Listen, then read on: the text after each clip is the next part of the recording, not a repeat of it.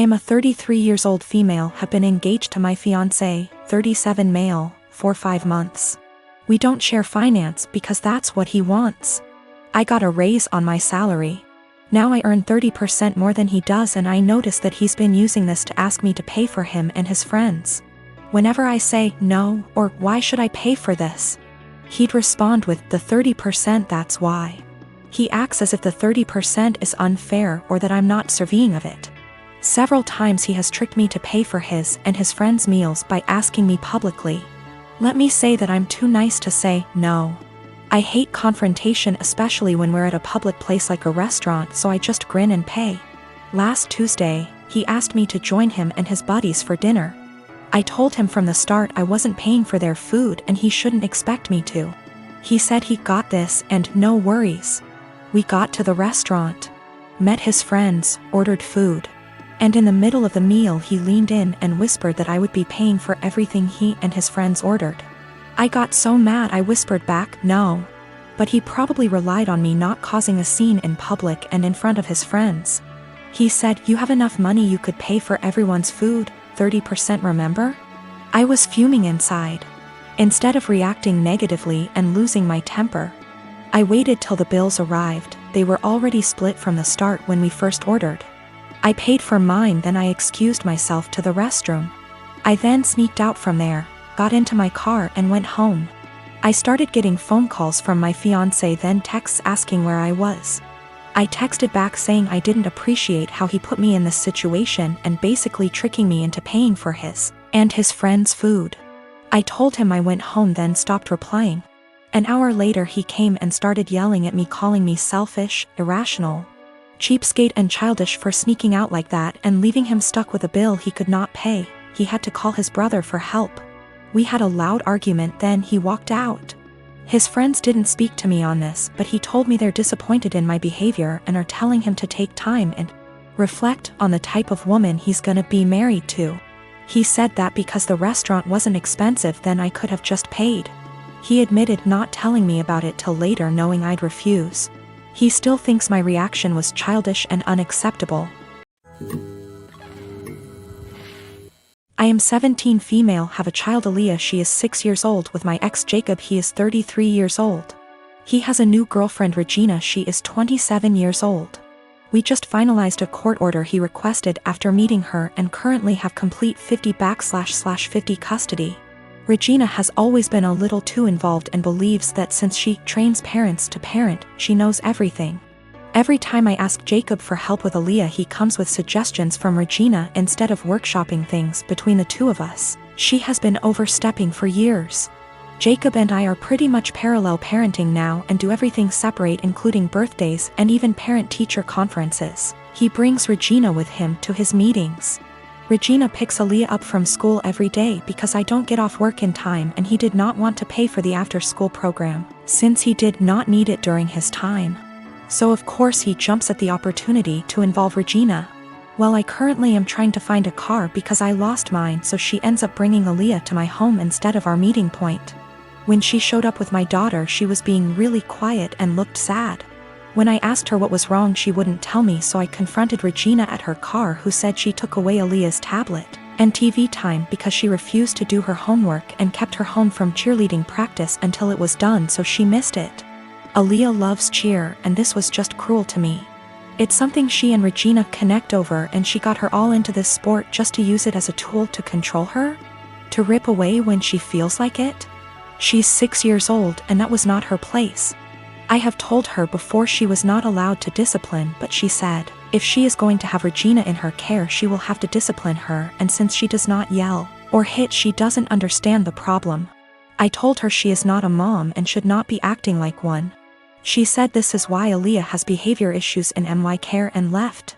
I called Jacob and demanded that Aaliyah is put in the after-school program, and he refused, saying I was being ridiculous. But the parenting plan says no cruel punishments and that only the parents should lead most discipline. If he's doing what she says all the time, how is he leading? Now she is refusing to bring her to my home, and I have to Uber to the meeting point, which is costing me loads of money. Is this something I take them back to court about? Edit to add that she keeps her for a couple hours after school until I get off. That's how she had enough time to discipline her. Yes, there is a clause about meeting partners. She's been around a few years, that's not the issue. She's just too involved in parenting and has been for a while. I feel like there are certain boundaries that should be in place and certain things only parents should handle, like discipline and PT conferences, etc. She claims she kept trying to get her to do her work, but she just refused, saying she wanted to play on her tablet instead. She should have called me or her dad when this happened. Cheerleading was Regina's idea. She was a cheerleader and pushed for Aaliyah to join. Aaliyah fell in love with it, and now I feel that Regina is using that to control Aaliyah. Do what I say or no cheer. She's 6. If she kept refusing to do her homework, she should have called me to discuss a consequence. If she's alone with Aaliyah during either parent's time, she needs to discuss with both parents what the course of action should be for discipline. She is not a teacher. She is not a professional we are paying for, therefore guidelines need to be followed. I am a 43 years old female, have been with my partner, he's 50, for 6 years now. We have been living together for 5 of them. We are not married and we do not plan to marry in the future. I have a son, he's 19, that is currently a high school senior.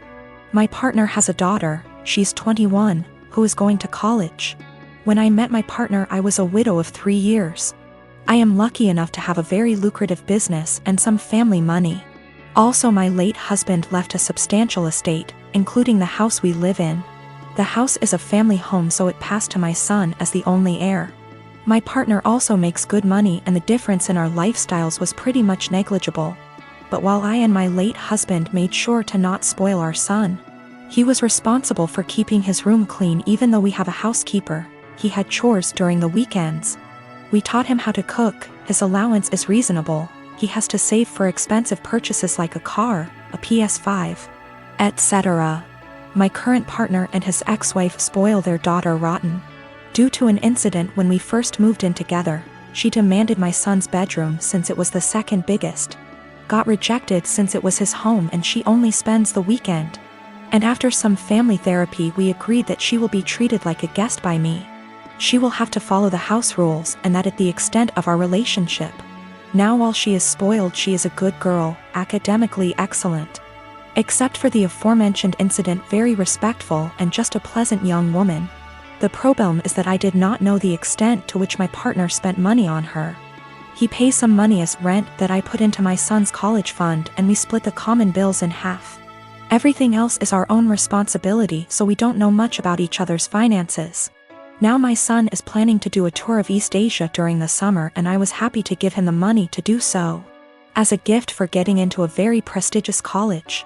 When my stepdaughter heard about it, she asked her dad to pay for a tour of Europe, since he didn't send her on one after she got into college. He agreed because he never says no. But he came to me asking me to lend him close to $30,000 because he can't afford the trip on his own. I am not even giving that much to my son, and his plane tickets are more expensive. I refused. I said that since this wasn't an emergency, he can save and send her on the trip after she graduates college. Now he is not talking to me, saying that I am choosing favorites.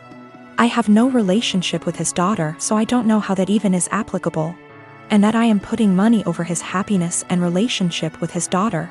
I can easily afford to lend him the full amount, I just don't want to, because his reasons are not convincing enough.